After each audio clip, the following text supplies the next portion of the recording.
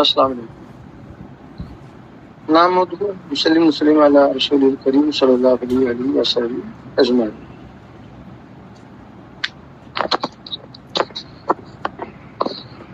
دین، دال یہ نو، دال ایمان، دین ایمان، یہ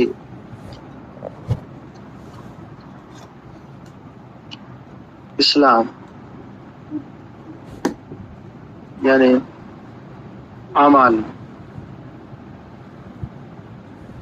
نون احسان یعنی دین میں ترقی کر جانا، اخلاص کی طرف جانا۔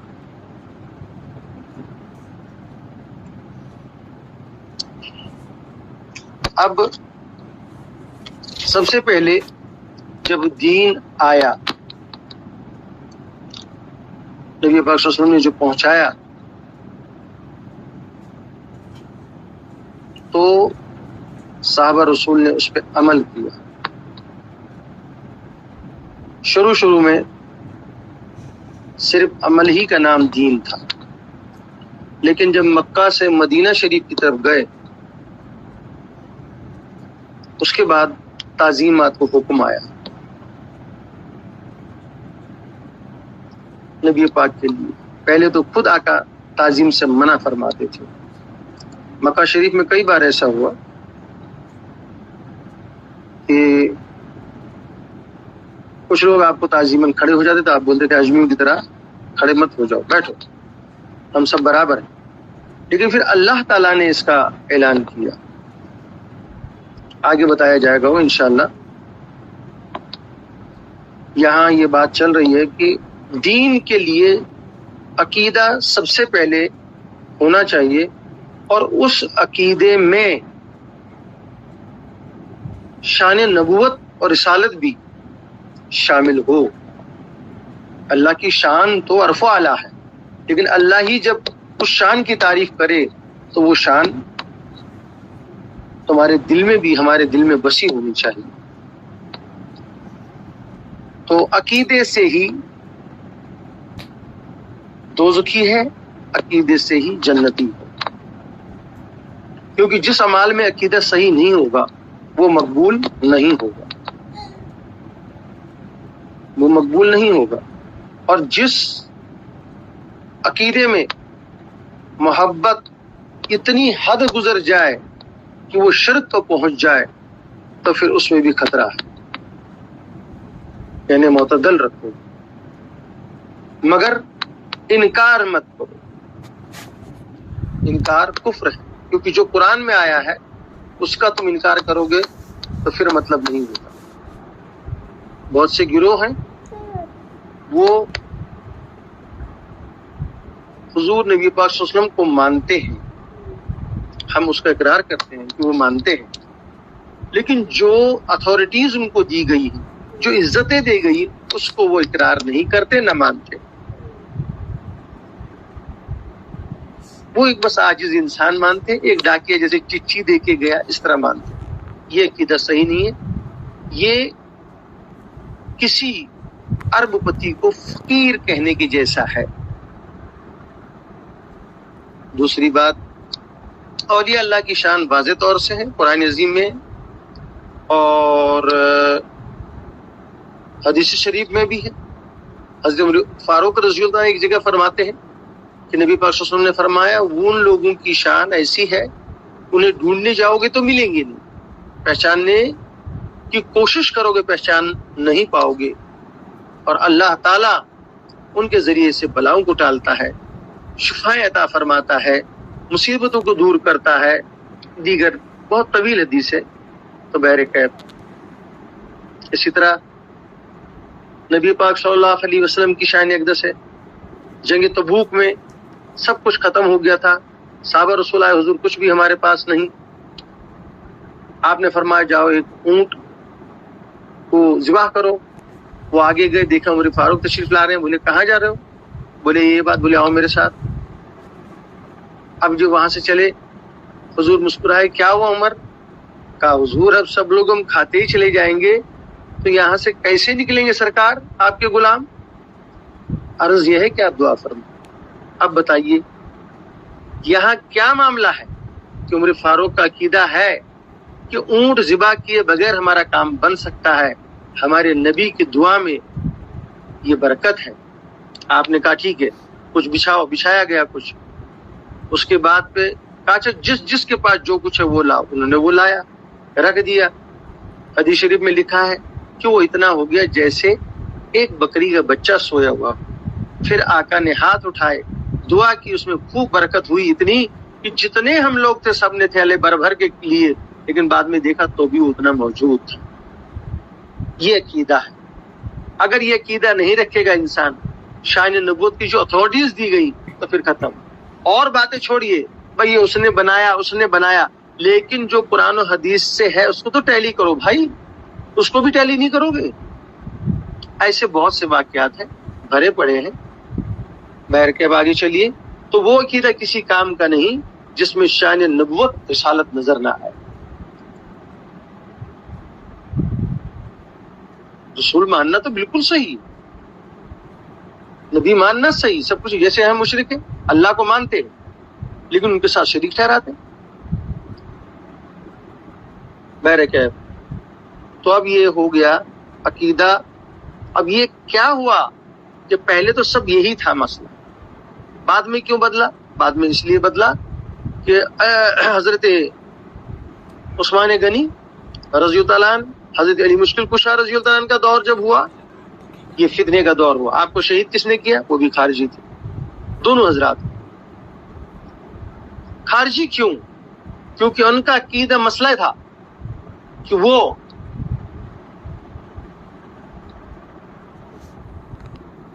اللہ تعالیٰ کی عبادت کریں گے اور نبی پاک صلی اللہ علیہ وسلم کو مانیں گے، بس ایک وہ رسول ہے، اور تحریمات کریں گے،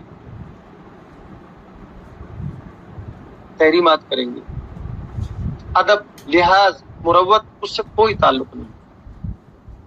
دین پھیلانے کے لیے وہ کرتے تھے کہ اگر کسی کا سور مر جائے تو اس کو دگنی تگنی قیمت دیتی، یہ مروت تھی۔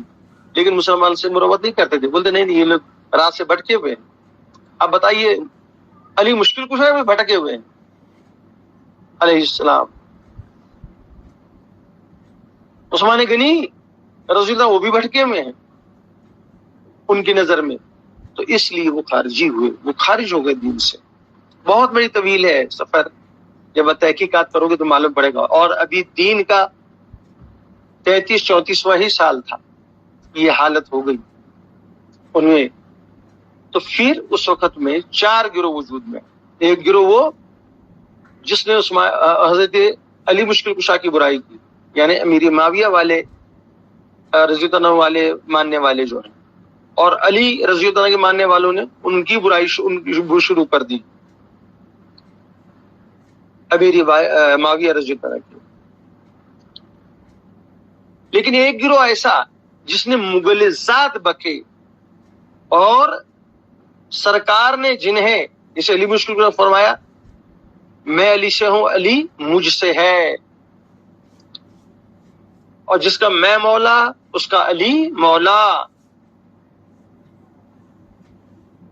اسی طرح عثمان غنی رضی اللہ عنہ نے فرمایا کیا شان ہے ان کی کہ اگر 100 بیٹیاں ہوتی، ایک مثال کرتی، دوسری دیتے، تیسری دیتے، چوتھی، اس طرح بعد مثال کرتی، کیا شان ہے بتائیے؟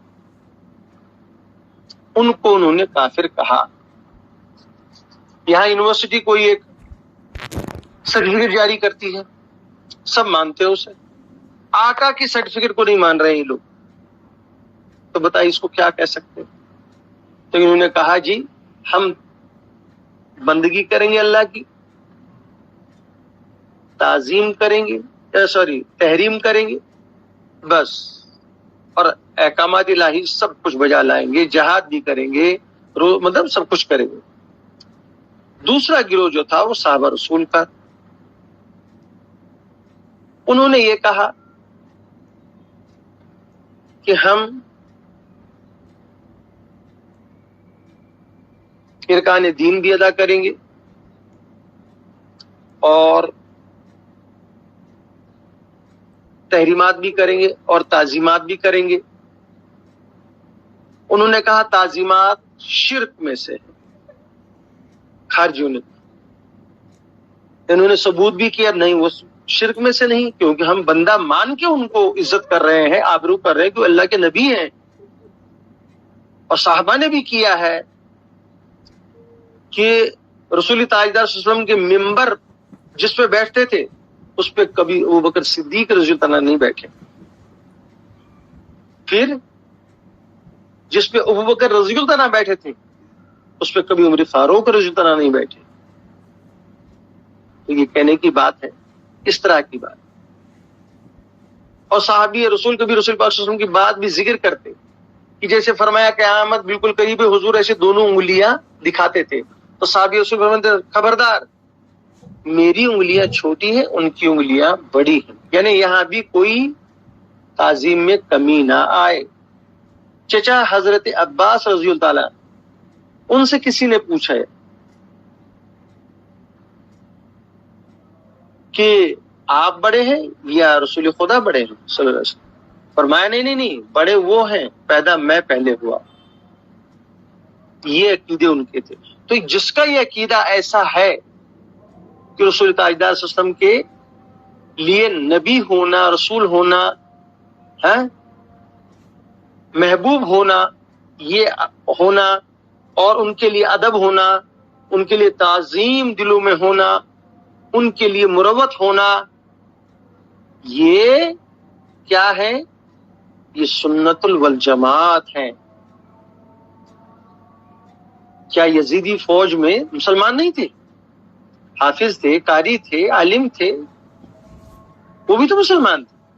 وہ یزیدی کیوں کہلائے؟ کیونکہ وہ امام حسین کے سامنے کھڑے ہو گئے اور جنگ کی، ان کے گھرانے کو شہید. اس لیے ان لوگوں سے تعلق سب نے توڑا. کیوں توڑا؟ کہ تم نے وہ عقیدہ ہی توڑ دیا. اللہم صلی علی سیدنا محمد وعلی آل سیدنا محمد مبارک وسلم. ابھی تو 60 سال بھی نہیں ہوئے پورے. درود ان کا مطلب پڑھ رہے ہو، ان کی آل پہ بھی بھیج رہے ہو، آل کو جو ہے قطر رہے ہو. یہ مسئلہ ہے. میرے گئے تو ان خارجی اس طرح سے ہوئے. اس کے بعد میں عقیدہ وہی رہا، نظریہ بدل گیا. نظریہ کیا بدلا؟ کہ ہاں جی، جو آمنت باللہ ملائکۃ کے ساتھ ساتھ میں ارکان بھی کرے گا، یعنی کہ اسلام کے جو ارکان ہے وہ بھی ادا کرے گا، اور انبیاء کی تعظیم بھی کرے گا، اللہ کے معاملات کی تحریم بھی کرے گا، اور اولیاء اللہ سے محبت بھی کرے گا، وہ سنت والجماعت ہے. اور جو تحریمات کرے گا اور اللہ کی عبادت کرے گا، یعنی ارکان ادا کرے گا، اس کا اقرار کرے گا، وہ خارجی ہے. اس کے بعد صحابہ رسول منتشر تھے، حالات کی وجہ سے ایسے حالات پیدا ہو گئے تھے. تو علی مشکل کشا کے زمانے کے بعد میں پھر چلتا رہا یہاں تک امام حسن رضی اللہ عنہ کا معاملہ آیا خلافت شریف کا، وہ بھی ختم ہو گیا. انہوں نے امیر معاویہ رضی اللہ عنہ کو خلافت دی کہ اگر معاویہ کا حق ہے تو وہ ان کو پہنچ گیا، اگر نہیں تو میں نے معاویہ رضی اللہ عنہ کو بخش دیا حکومت میں. بات ختم ہو گیا. 28 سال تک حکومت چلتی رہی، اور یہ طے ہوا تھا بعد میں حکومت خلافت لوٹائی جائے گی، وہ لوٹائی نہیں گئی. خواہ وہ کسی وجہ سے نہ لوٹائی گئی ہو، اس میں بحث میں مت جائے. شہادت امام علی مقام وقوع پذیر ہوئی. اس کے بعد وہ شہادت کے بعد میں حضرت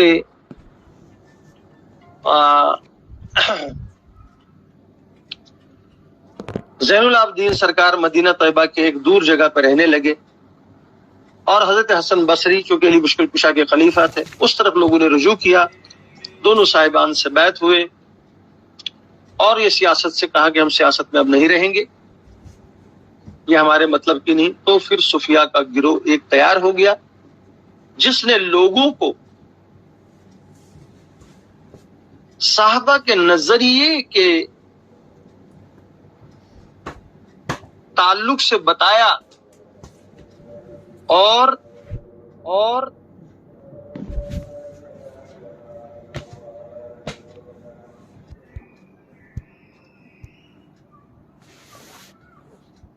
ارکان دین سے بھی واقفیت کرائی. آگے چل کر وہ فقہ میں تبدیل ہو گیا. تو جن حضرات نے علم فقہ پھیلایا وہ علماء مجتہدین کہلائے. جنہوں نے عقیدہ پھیلایا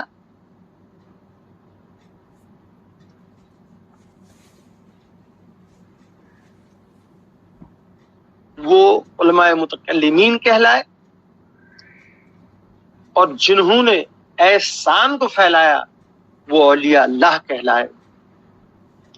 اب یہاں بھی دین میں تین چیز ڈال، یہ نون دین، یہاں بھی ہے تین، وہاں بھی ہے تین، یعنی تینوں ساتھ میں ہونا چاہیے.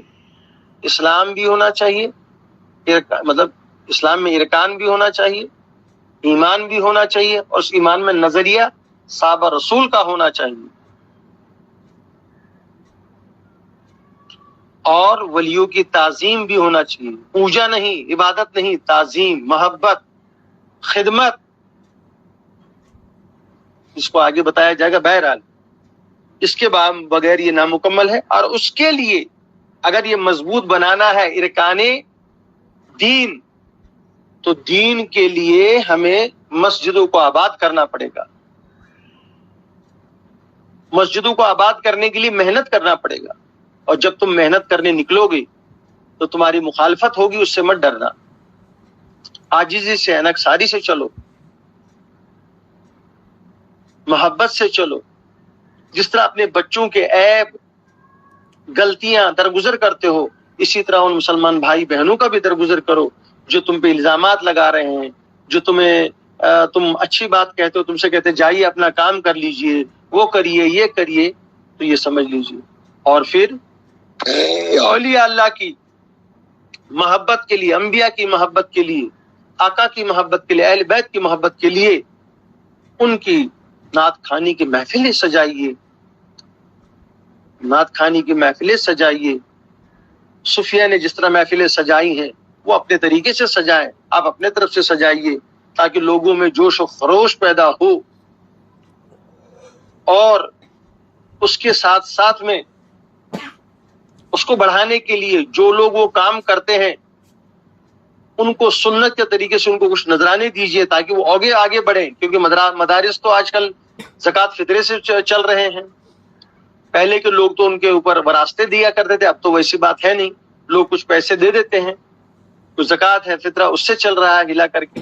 لیکن اس محبت کے تعلیم کو چلانے کے لیے محفلوں کو اجاگر کرنا ہے، رات و دن، صبح شام، بلکہ ہر گھر میں، محلے میں، ایک ہفتے میں، مہینے میں ایک محفل ہو اور اولیاء اللہ کی محبت ہو. پھر اسی کو احصال ثواب کی شکل دے کے ان کی بارگاہ میں نظر کرنے کا اور عام مسلمانوں کے روپ میں اس کا ثواب پہنچانے کا، تاکہ ان کو بھی وہاں مغفرت ہو، ان پہ اللہ کی رحمت ہو. اور جو ان دنیا کے لوگ ہیں انبیاء اولیاء کے صدقے میں ان کی جو ہے ان کی، کیونکہ تم نے جب ان کی تعریف کی ہے قرآن کے تحت سے، حدیثوں کے تحت سے اور لوگوں واقعات کے تحت سے، تو اللہ تعالیٰ سے ان کی روح پاک دعا کرتی ہے. یہ آج ہمیں یاد کر رہے ہیں، مولا پاک پروردگار ہمیں سالوں ہو گئے آئے ہوئے، برسوں ہو گئے آئے ہوئے، مولا یہ ہمیں یاد کیے ہیں اور تو نے یاد کرایا ہے اپنے فضل سے، اور اپنے فضل سے تو ان کی مغفرت فرما دے، ان کے دکھ درد کو دور فرما دے، ان پہ رحم و کرم. کیونکہ روحوں کی موت نہیں ہوتی، کافر کی روح بھی موت نہیں ہوتی، یہ تو اولیاء اللہ کی ہے. اور اولیاء اللہ کے لیے اللہ نے فرمایا نحن اولیاءکم حیات الدنیا وفی الآخرہ، میں اپنی اولیاء کا دنیا میں بھی مددگار ہوں اور آخرت میں بھی مددگار ہوں. جو بھی उनके यहाँ जाएगा हाजिरी देगा, जो उनके उनको याद करेगा, महफिलों में जिक्र करेगा, उनका अंबिया का जिक्र करेगा, जिस तरह अल्लाह ने फरमाया जिक्र करो मेरे आदम का, जिक्र करो मेरे नूह का, मेरे नूह का जिक्र करो, मेरे इब्राहिम का जिक्र करो, मेरे इस्माइल का जिक्र करो, मतलब इस तरह कहा मेरी किताब में जिक्र करो। तो आपकी किताब में कौन जिक्र कर रहा है? क्या तो अल्लाह रहा है, क्या तो अल्लाह रहा है, भेज अल्लाह रहा है, सब कुछ वही कर रहा है। तो मतलब हुआ कि जिक्र करो, तो यानी तुम महफिलें जाओ, जिक्र करने के लिए क्या करना पड़ेगा? महफिल सजाना पड़ेगा। सुन्नी वही महफिलें सजाते हैं, सामने वाले कहते हैं तो शिरक करते हैं, ये तो कन्हैया की तरह दिन मनाते हैं, ये तो उसकी तरह ये भाई ये बात गलत है। पहले देखो इसमें अल्लाह के किसी पहलू में शिरक हो रहा है क्या? हाँ, कुछ है अनपढ़ लोग, उनको नहीं आता, वो अवामी तौर से, लेकिन आपके यहाँ तो उलमा तक अल्लाह मियाँ, अरे मियाँ मखलूक होता है भाई, मियाँ मखलूक होता है। आप अल्लाह को मखलूक बना रहे हैं, हमने तो अल्लाह को कभी मखलूक नहीं बनाया। आका को इंसान बना रहे हैं हम लोग, इंसान मान रहे हैं। क्यों? तभी तो उनको मिलाद मना रहे हैं। मिलाद बोले तो पैदा हुआ। देखिए मूसा अलैहिस्सलाम की पैदाइश मुबारक अल्लाह ने कुरान मजीद में बयान की है, ईसा अलैहिस्सलाम की बयान की है, की कि नहीं की? अब उन्होंने अल्लाह ने वहां बयान की, हम लोग यहाँ बयान कर रहे हैं, क्योंकि कह दिया गया जिक्र करो उनका। जरा इस तरफ देखिए, आप अहकामात इलाही की आयतें तो देखते हैं, लेकिन इन आयतों को नहीं देखते। इनको भी देखिए मेरे भाई। उसके बाद इस यकीन के साथ में, इस अकीदे के साथ में अमल करो, मस्जिदों को आबाद करो, खानकाहों को आबाद करो, मदारिस को आबाद करो, और इनको मेंटेन रखो, और उसके साथ दुनियावी तालीम भी उनमें दो। अपने हॉस्पिटल बनाओ, अपने स्कूल बनाओ, अपनी हर चीज बनाओ, ताकि हमें गैर की मदद ना लेना पड़े, और गैर भी तुम्हारे पास आ जाए उसकी खिदमत करो, उसके दिल में जगह बनाओ, ताकि वो तुम्हारी मोहब्बत से, तुम्हारी शफकत से, तुम्हारे इखलाक से मुतासिर होके तुमसे मोहब्बत करने लग जाए, और मोहब्बत करते करते हो सकता है वो तुम्हारा हो जाए। और अगर नहीं होगा कोई बात नहीं, कम से कम अल्लाह के यहाँ वो कहेगा नहीं कि वो कौन से मुसलमान थे जिनको मैं देख के मुसलमान होता। वो तो खुद रोटी रोजी के लिए दुनिया भर के झगड़े फगड़े ये लोग करते थे।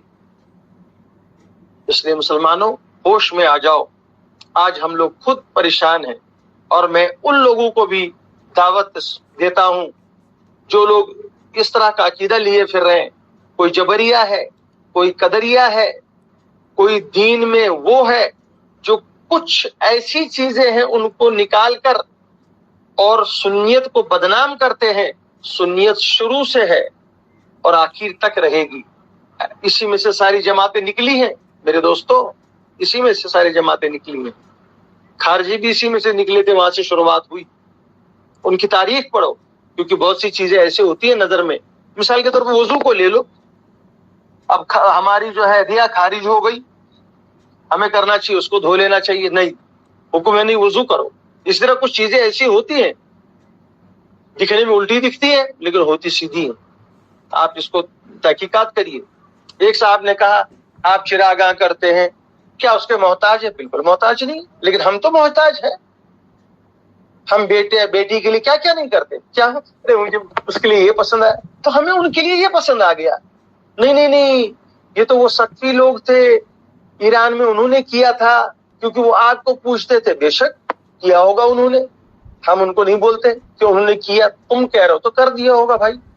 लेकिन हमारा ये अकीदा, हम ये जो रोशनी कर रहे हैं, हम आका के आने की खुशी में कर रहे हैं। और अल्लाह का फरमान है कि जब तुम पे कोई एहसान किया जाए तो उस एहसान को मानो, और अगर तुमने एहसान नहीं माना तो मैं तुम पे अजाब लाऊंगा। क्योंकि उससे बड़ा कौन सा एहसान है? आका से बड़ा कोई एहसान है सल्लल्लाहु अलैहि वसल्लम, जो अल्लाह ताला ने आका को हमारी तरफ भेजा है, उससे बड़ा एहसान है कोई? तो हम उस एहसान का शुक्राना इस शक्ल में करते हैं, ऐसा सवाब की शक्ल में करते हैं, लंगर खानी की शक्ल में करते हैं, चिरागा की शक्ल में करते हैं। इसी का नाम है मोहब्बत। اگر وہ سامنے ہوتے تو دوسرے طریقے سے کرتے، جس طرح صحابہ نے کیا. اب وہ ہمارے اندر نہیں ہے، دور ہے ہم سے، پردے میں